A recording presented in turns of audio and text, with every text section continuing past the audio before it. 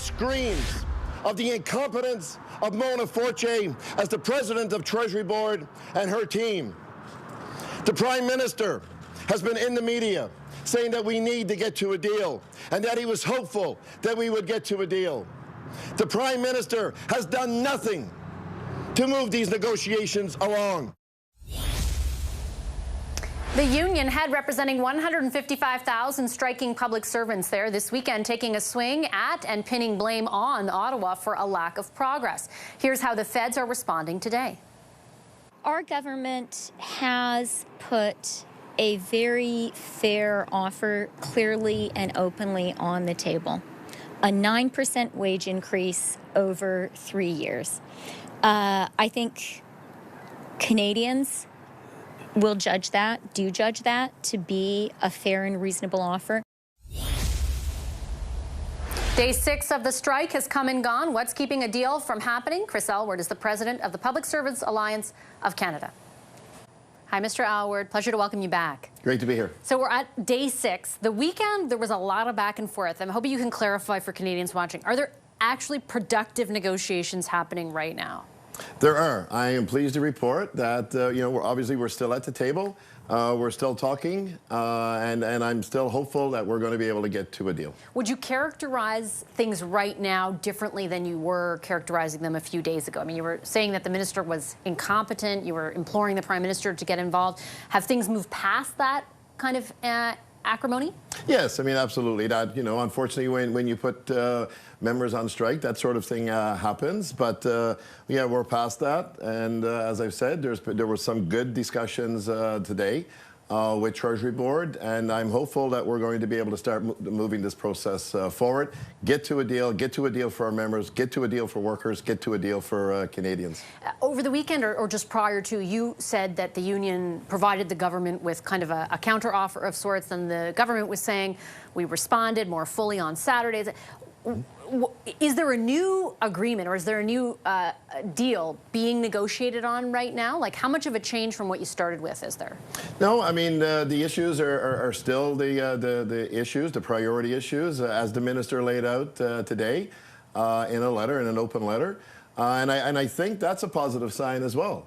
So that, hopefully, again, the employer recognizing, that there's outstanding issues and listing the issues that are outstanding. I think that's a good signal that they're ready to start moving these issues forward to get to a deal. You're referring to this letter that the Treasury Board released. It says an open letter to public servants and Canadians. It isolated basically 4 issues it deems to be kind of at the heart of these negotiations. The first one remains wages. And I read it with interest because they were very specific. We proposed an increase of 9% over 3 years, and then they said that's an extra $6,250 annually for the average employee. They're getting into a lot of detail here that they hadn't necessarily previously. It appears like they, and in their communication, seem very stuck on that number. Is that your interpretation? Yeah, I would say that that's a fair characterization of their position. But they know full well that that will not get us to a deal. And they are fully cognizant of that. We made them cognizant that, that's good, but that's not going to get us to a deal. That's not keeping our members, especially our lowest paid members, making between $40,000 and $65,000 a year. That's not keeping them in line with inflation. And as we've said from day one, that's our goal. So is that your, and I know these terms get tossed around, but I just want to make sure I understand it. That is your red line. Like, there is no budging on the wage issue? Oh, no, we moved. As the employer has said, and we've said, our starting position on wages was 13.5% over the 3 years, because the same 3 years, the rate of inflation was at 13.8%. So we have moved off our 13.5%. But you're not moving to 9, is what I'm saying. 9 will not get us a deal. That's what I'm saying. Have we moved off 13.5? Yes, we have. You spoke also over the weekend about the possibility of kind of making things more inconvenient at a lot of the picketing sites. Is that still your intention? Yes, we started today. We started escalating some of our actions in specific locations across the country today, including the Montreal port was shut down. The port in St. John's, Newfoundland and Labrador was shut down. and we'll continue the escalation of these actions as long as we're at the bargaining table, as long as we're on strike. What other escalatory actions can you take? Like what else should Canadians be prepped for?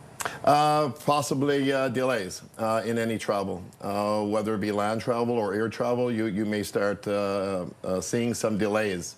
So if anybody is traveling, then I would suggest that you plan well ahead and you give yourself lots of time to get to wherever you're going, whether it's by land or by air. Are you worried about pushing Canadians away by taking those kinds of actions at a time when their support could be very valuable to you? Look, we said from day one that we would have the least amount of impact as possible on Canada, and we wanted to really impact the government. The government, has to understand we have over 100,000 members out walking picket lines. We're not just going to, stay there. We're not just going to stay in front of buildings. So we will be escalating, and I think the escalation that you've seen today is a result of the minister's open letter to Canadians and to federal public sector workers by laying out all of the issues. I think that there's a sense of urgency there, and I would agree that there is a sense of urgency to getting this to a deal. As I said, we're still there.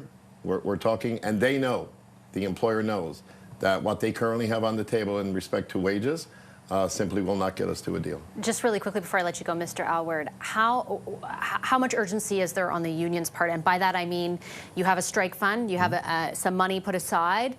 Many people have done different calculations about how long that could last. How much more money do you have to pay public servants who are on strike? Are you at risk of running out of money?